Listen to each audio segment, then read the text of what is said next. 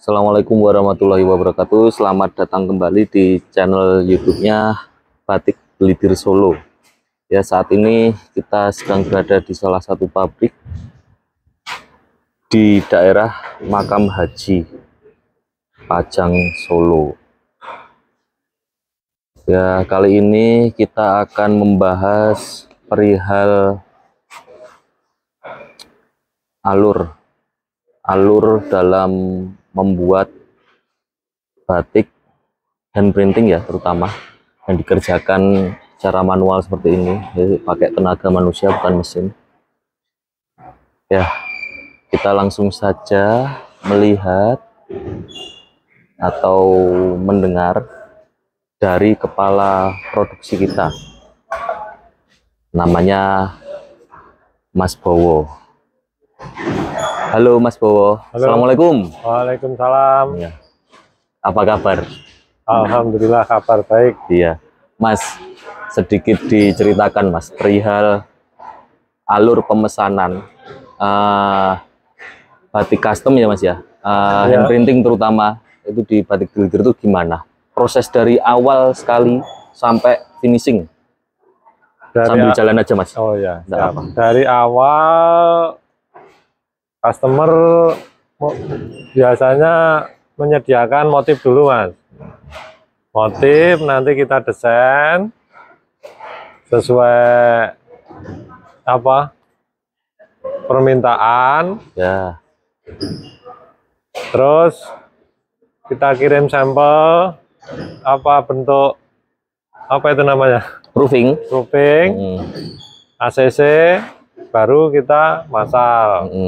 Tapi itu ya Mas, ya, apa namanya, sebelum proofing itu kita bikin filmnya dulu, terus bikin screen gitu ya Mas, ya? Ya, sebelum, jadi gini, setelah gambar dalam bentuk print paper itu ACC, kita aplikasi ke pelanggan. Pelanggan itu kayak gitu, screen. Ya. Nah, screen selesai, kita bikin proofing. Proofing itu motif ke kain. Terus baru tunggu persetujuan dari customer di ACC apa belum. Ya. Nah, begitu ACC kita masal seperti ini. Berarti itu ya Mas, ya, apa dari desain itu customer itu harus DP1 ya, minimal DP1, nanti kita buatkan SPK dan lain sebagainya. Kemudian kita buatkan, apabila itu desainnya sudah oke, kita buat film dan screennya, pelangkan.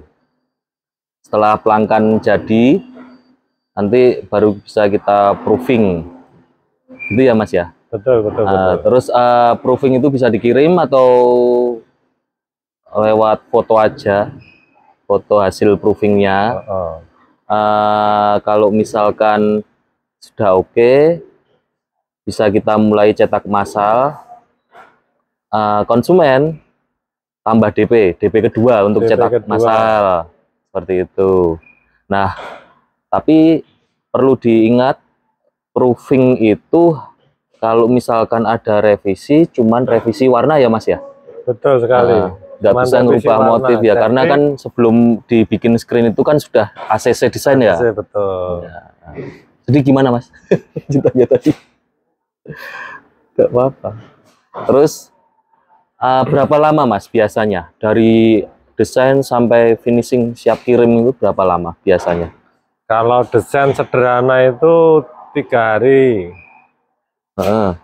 Terus di aplikasi ke pelanggan sekitar 3 hari. Sampai proofing ya 10 hari.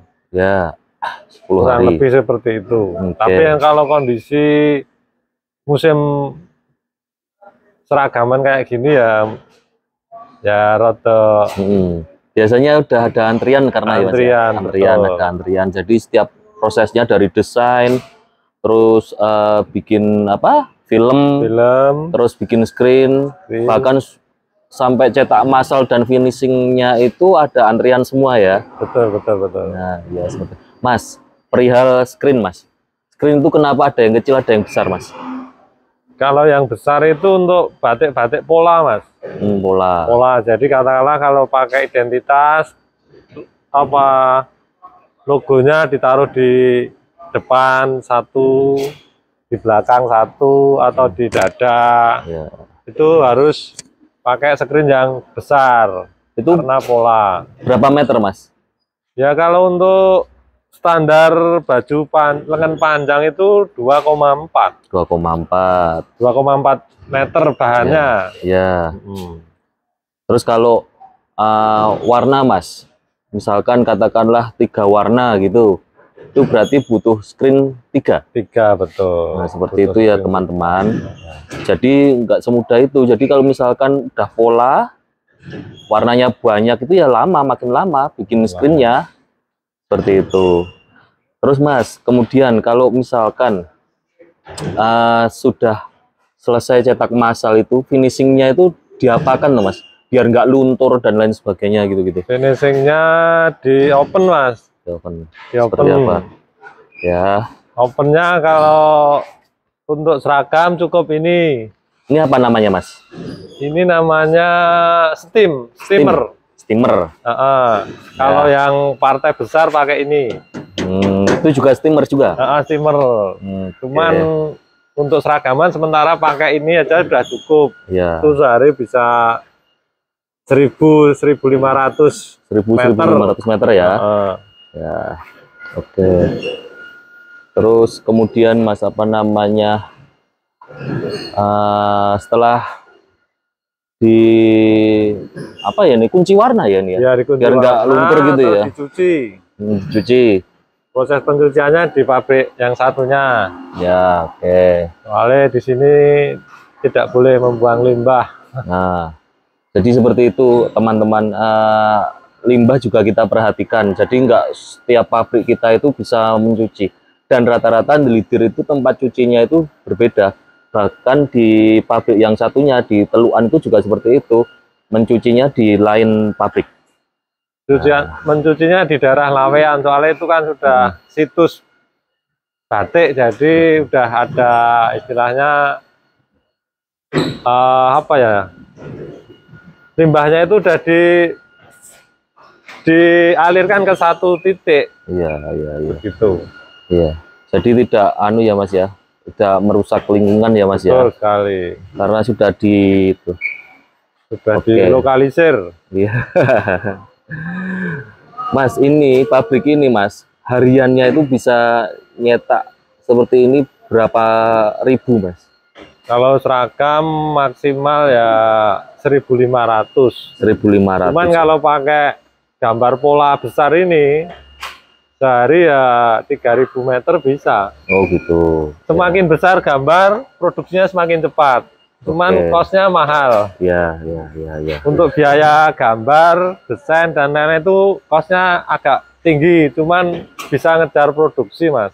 Dan hasil bisa maksimal. Iya.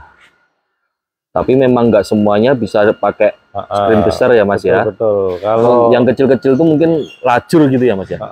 Kalau yang kecil Mas, pelangkannya itu ukuran berapa Mas? Kalau itu bervariasi Mas. Ada yang 75 sampai 120 cm. Oh gitu. Iya. Oke. Ya, mungkin seperti itu ya Mas Boy, penjelasan sedikit ya. Ya ini buat teman-teman yang ingin pesan kain motif batik.